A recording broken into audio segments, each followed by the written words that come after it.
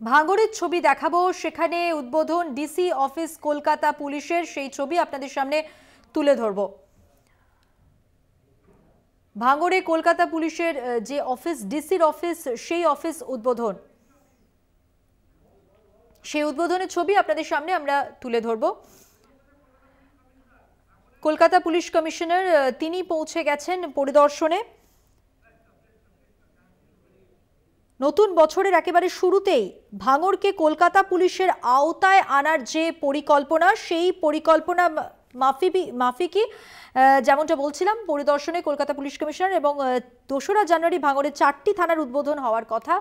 নতুন বছরের শুরুতেই ভাঙড়কে কলকাতা পুলিশের আওতায় আনার পরিকল্পনার কথা ভাবা হয়েছে এবং 2রা জানুয়ারি ভাঙড়ের 4টি থানার উদ্বোধন করতে পারেন মুখ্যমন্ত্রী মমতা বন্দ্যোপাধ্যায়। অফিস উদ্বোধনের আগে পৌঁছে গেছেন পুলিশ কমিশনার পরিদর্শনে। ডিসি অফিস চত্বর, সেখানে একেবারে কড়া নিরাপত্তা রয়েছে। ভাঙড়ে কলকাতা পুলিশের ডিসি অফিস এবং সেই অফিসের উদ্বোধন হলো। অফিস উদ্বোধনের আগে আমরা যে ছবি দেখালাম, কলকাতা পুলিশ কমিশনার বিনীত গোয়েল তিনি পৌঁছেছিলেন পরিদর্শনে।